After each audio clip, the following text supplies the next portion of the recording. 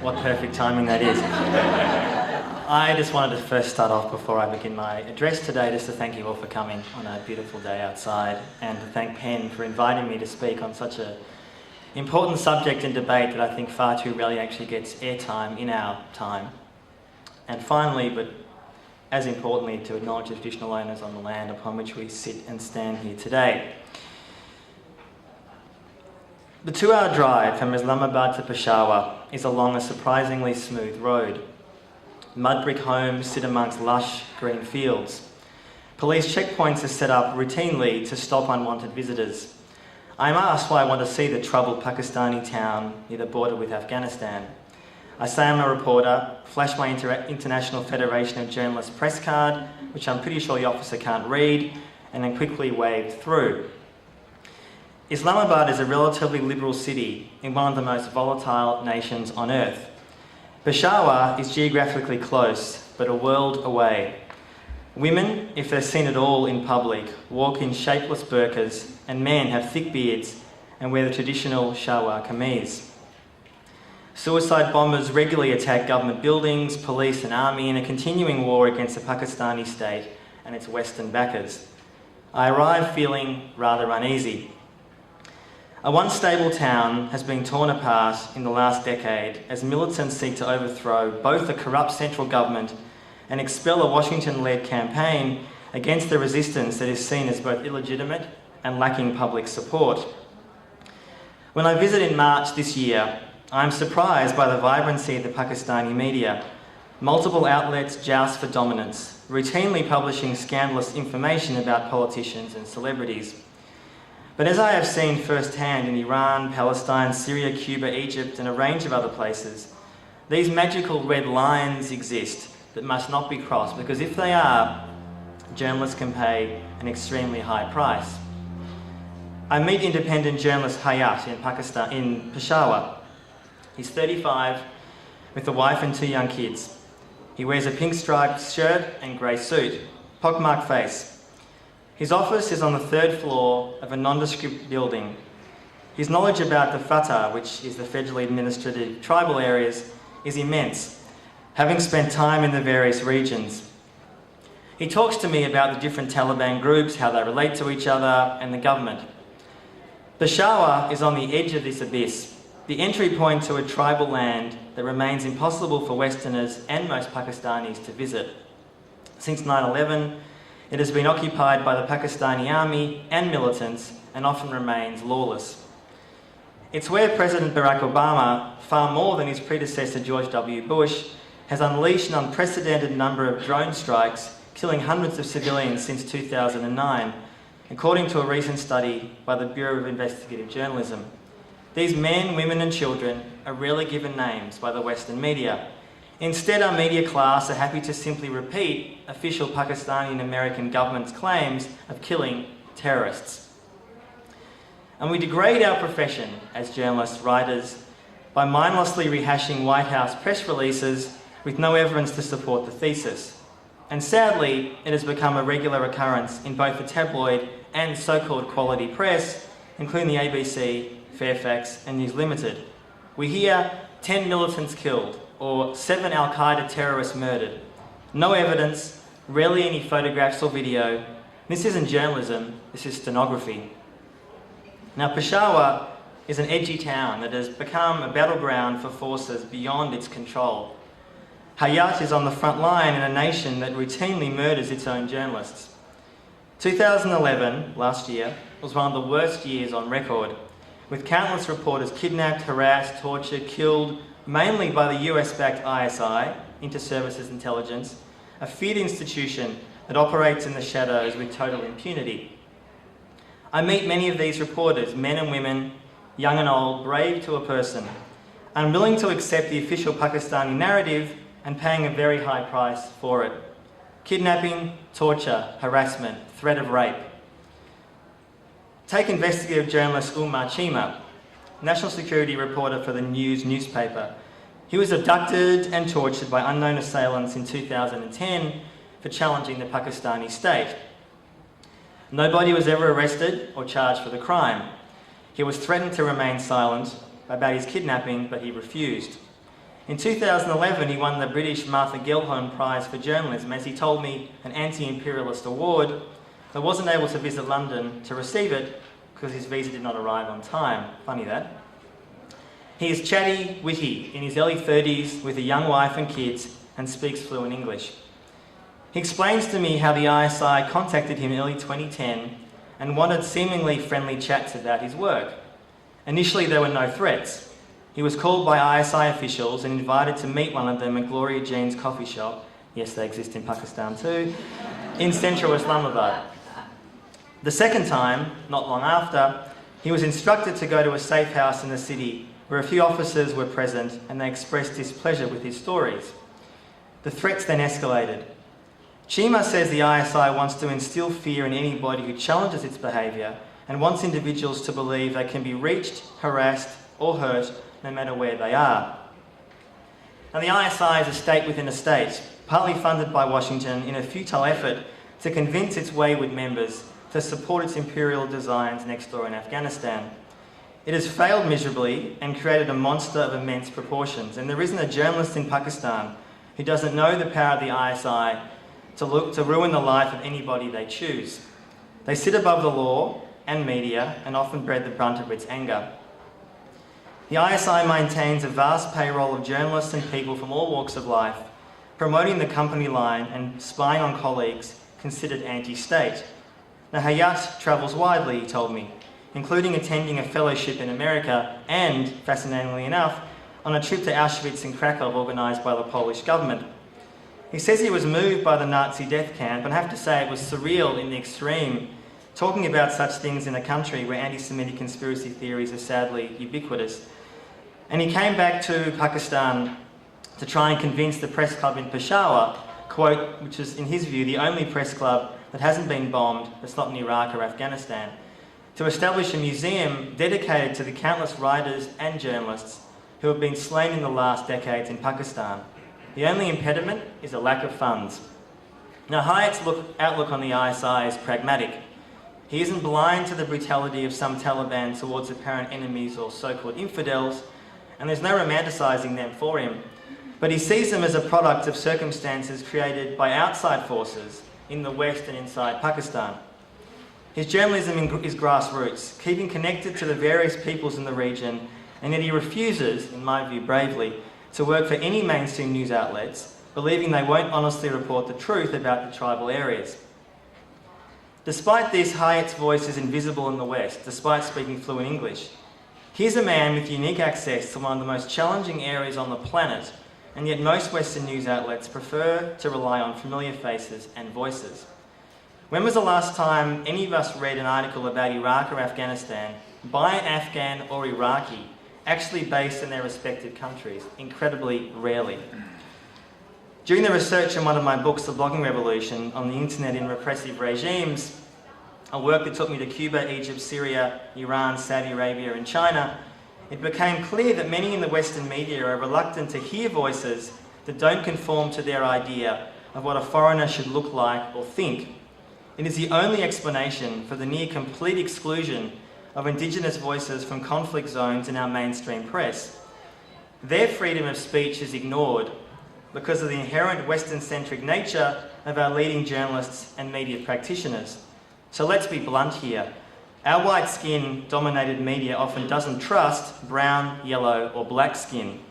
And the result is a willful myopia that ignores both the nuance of a nation and the reasons post 9/11 that so little is understood about the reality of the rapacious war on terror and its reach in dozens of countries worldwide. So why did they hate us? Because we occupy and kill them.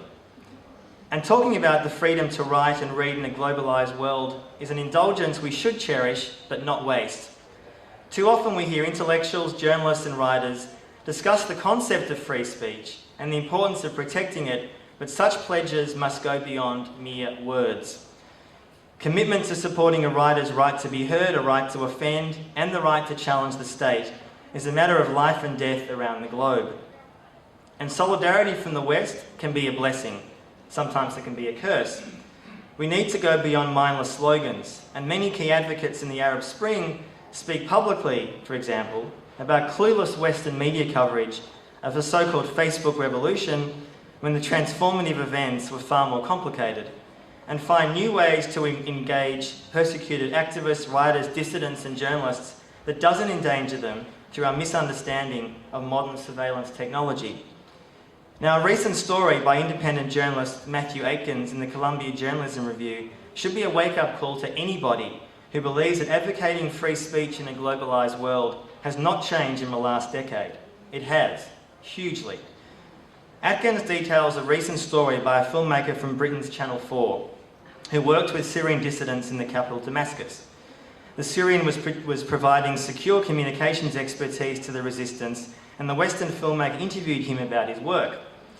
But the dissident worried that the documentarian from Britain wasn't taking appropriate security precautions to protect his identity and work. For example, he was using a mobile phone and SMS without protections. Now, last October, the Western filmmaker was arrested in Syria, held for days in prison, and had his laptop, mobile phone, camera and footage taken by the regime. As soon as he discovered this, the dissident fled Damascus, stayed with relatives in another town, and then escaped to Lebanon. The dissident and his colleagues were scared that Syrian intelligence now had access to names, faces and information about opponents of President Bashar al-Assad. Now, Aitkins rightly says that it's easy to condemn the filmmaker for not taking adequate digital precautions of his material, but it's really symptomatic of a wider problem. Aitkins says, quote, "We as journalists haven't kept pace with technological advancements that have revolutionised both information gathering and surveillance," end quote. We are all failing to encrypt our work when reporting from conflict zones and nations where intelligence services are ubiquitous. And I've been guilty of this myself, I know that. And when off-the-shelf surveillance equipment is now so easily available, and WikiLeaks has recently released spy files revealed that vast numbers of Western security firms selling technology to repressive and democratic states, making the monitoring of email, Skype and mobile phone calls extremely easy, it's the responsibility of journalists, human rights activists, NGOs, PEN and others to learn how to protect information that could mean the difference between life and death for the people we claim to represent and protect. This is putting dissidents in danger and curtailing their freedom of speech. And I discovered while writing The Blogging Revolution that many Western companies are happy to assist China, Iran, Syria, Egypt, Libya and others to monitor citizens. Reporters Without Borders released a study in May this month, highlighting its predators of the internet that included 41 nations that prey on free speech. And the Arab Spring has brought both new opportunities for fresh voices and threats by recalcitrant forces keen to suppress opposition. But we are foolish in the extreme to believe that these threats only exist in the non-Western world.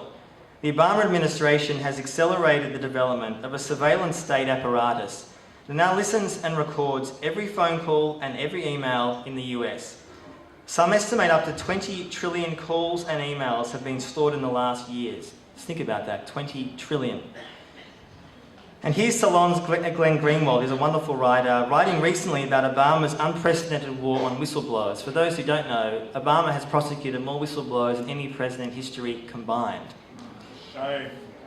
This is a brief quote from Greenwald. "Issuing subpoenas to journalists to force them to reveal their sources is now obsolete, unnecessary, because the US government's surveillance state is so vast, so comprehensive, that it already knows who is talking to whom. It now subpoenas and harasses reporters simply to force them to confirm in court what they've already learned through surveillance. But the limitless surveillance state it has created has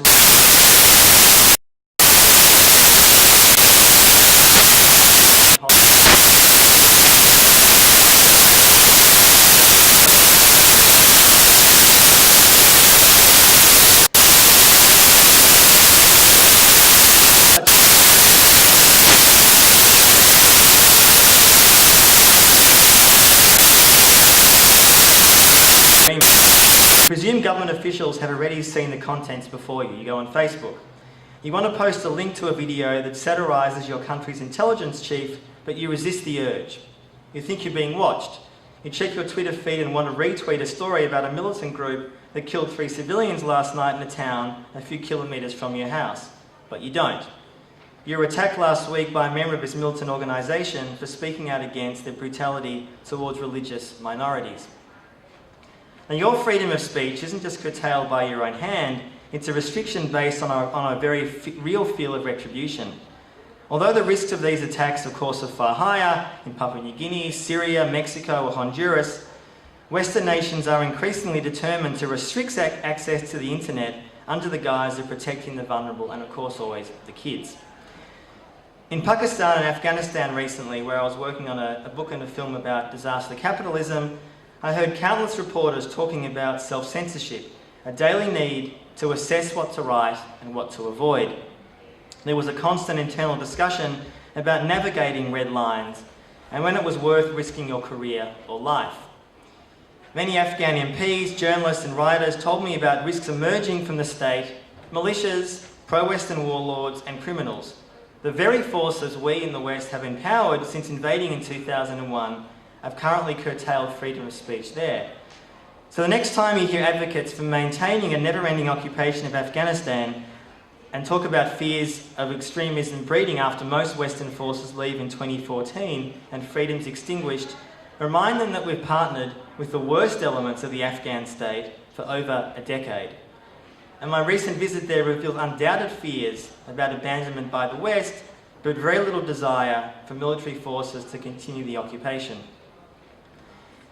During a recent episode of Julian Assange's The World Tomorrow, which is an outstanding weekly TV show that interviews some of the key thinkers and players in our world, individuals largely ignored by the mainstream media, he talked to Alaa Abd el-Fattah from Egypt and Nabil Rajab from Bahrain. Both men have been imprisoned, tortured, held without charge. Both men remain outspoken. Both men refuse to be silenced and curtail their own free speech. Both men should be heard in our media on a regular basis, but they're not. And I believe it is because they are ferociously opposed to US-backed repression. They're unapologetic, passionate, necessarily unbalanced in their views towards Washington's love of reliable autocrats. And yet their biggest recent audience is on the WikiLeaks founder's current affairs show. That, in my view, is a shocking indictment on our own willful blindness in a mainstream and corporate media that much prefers hearing our own calming voices than alternatives that force us to recognise how our comfortable Western world is sustained, through subduing, torturing, funding, arming and endorsing some of the world's worst brutes in the name of stability. An inquisitive media would be intrigued with a book such as Poetry of the Taliban, a just-released tome that outlines, without romanticising at all, the love, adventure and fears of a group both pre and post 9/11 that has beaten the world's greatest superpower. Supporting freedom of speech in its entirety, not merely claiming to appreciate all views but actually meaning it, as far too many liberals in my view only endorse points of view with which they agree, means hearing the positions of groups or individuals with whom you may vehemently disagree, and defending their right to be heard, because without which there exists an insular bubble that merely reinforces a dominant narrative. Truly free speech should make us uncomfortable, confronted and offended. Back in Peshawar, Pakistan, I visit Khyber News Bureau in the centre of town, at a safe house allegedly once used by the private military contractor Blackwater, one of up to 70 compounds in the area until the last years. The building is whitewashed with high glass walls. Inside are many studios producing entertainment and news programs for the local area. Militants who oppose their probing journalism have attacked some of their reporters. We sit in the grassy compound at the front of the building while staff members eat food from the buffet meal served on the grounds. I only see men except one teenage girl wearing a hijab, powdered white face and red lips. The news service produces one particular show for youth. The director tells me that means anybody from 15 to late 20s, and tackles sensitive social issues such as women's rights and human rights in general. The employees, all men, seem liberal and articulate, some dressed in Western clothes rather than traditional shalwar kameez worn by most when in Afghanistan and Pakistan. Now, I mention visiting Khyber News Service because it is these voices that the West never hears. The image of Pakistan and a host of other war-torn lands is militancy,